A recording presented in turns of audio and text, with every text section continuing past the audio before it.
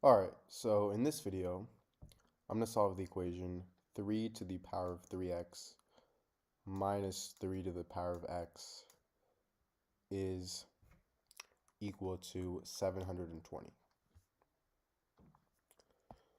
So, at first glance, this problem might actually seem a little difficult because we're dealing with a variable that is an exponent.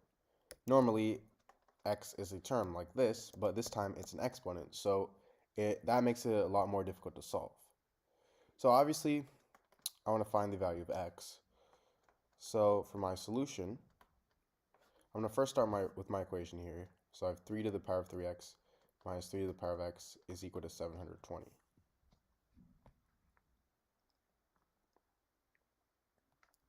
And now I'm going to use the property a to the power of m times n is equal to a to the power of m to the power of n.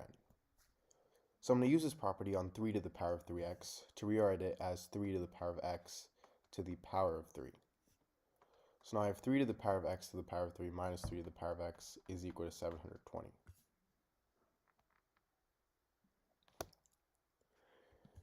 Now from here, I'm going to let 3 to the power of x equal to the variable y.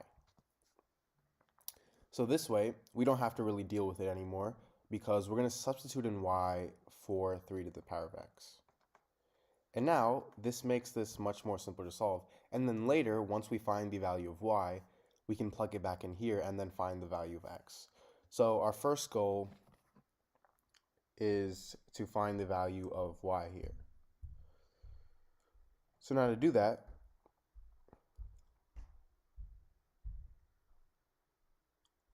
what I'm going to do is rewrite 720. So 720 is the same thing as 360 times 2. And 360 is the same thing as 180 times 2. So I have 180 times 2 times 2.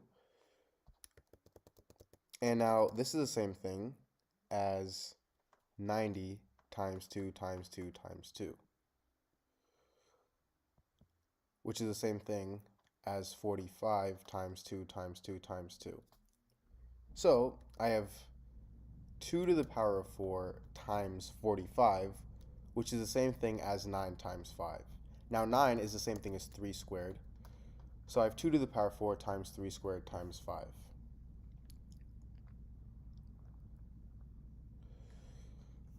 So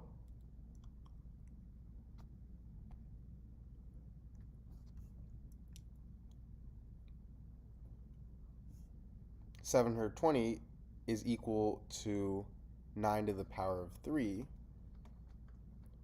minus 9, because 9 to the power of 3 is 729, and 729 minus 9 is 720. And what I'm going to do now is plug this in for 720. So now I have y to the power of 3 minus y is equal to 9 to the power of 3 minus 9. Meaning I get y to the power of 3 minus 9 to the power of 3 minus 9 minus y plus 9 is equal to 0. And the reason I'm doing this is because notice now how we have a number to the power of 3 minus that same number to the power of 3. And then we just have those two same numbers but without being cubed. So now from here, I'm going to use the property a to the power of 3 minus b to the power of 3 is equal to a minus b times a squared plus ab plus b squared. So I get y minus 9 times y squared plus 9y plus 81. And now I have this minus y plus 9 is equal to 0. Now, negative y plus 9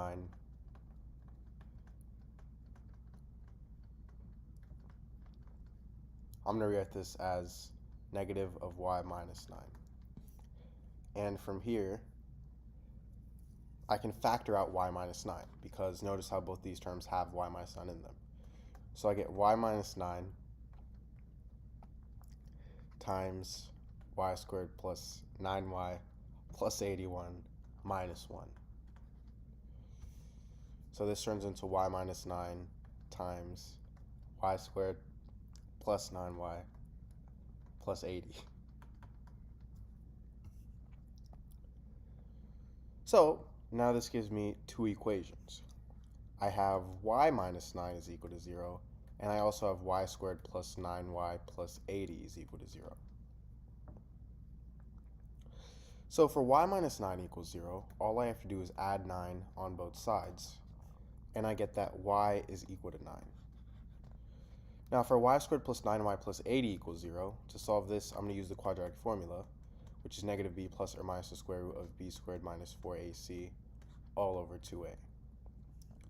So in this case, a is 1, b is 9, and c is 80.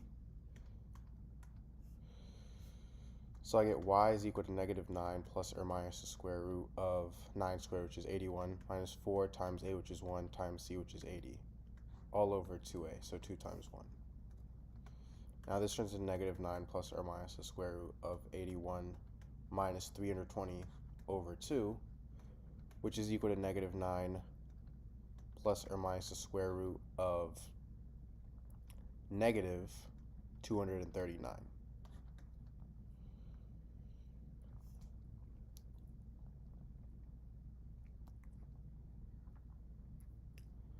Now,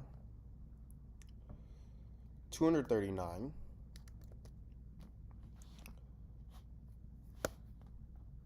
what I'm going to do is I'm going to simplify this, the square root of negative 239. So 239 is a prime number.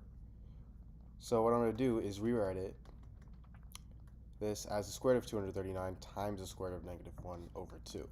And the square root of negative 1 is equal to the imaginary number I. So I get negative 9 plus or minus the square root of 239 I over 2. Now that we have our values of y, I'm going to go back, and remember, 3 to the power of x is equal to y. So I have 3 to the power of x is equal to 9, meaning x is equal to 2. So this is one solution. And I have 3 to the power of x is equal to negative 9 plus the square root of 239i over 2, and negative 9 minus the square root of 239 over 2. But you can't take the power of a positive number and make it equal to a value of I, because that's an imaginary number. Meaning there's no solution for these values of y, and our only solution is x equals 2. Welcome back to Click Academics. In today's video, I'm going to be teaching you guys how to solve this exponential equation. So we have x to the power of 5 minus 1 equals 0. Well, our first step is to isolate x, right? We want to get it by itself. So to do that, we need to get rid of this negative 1 here. So to do that, we need to get it to the other side, and how we're going to do that is we're going to add 1 on both sides. So these two would cancel out because negative 1 plus 1 is 0, so this would leave us with x to the power of 5 equals 0 plus 1 is 1.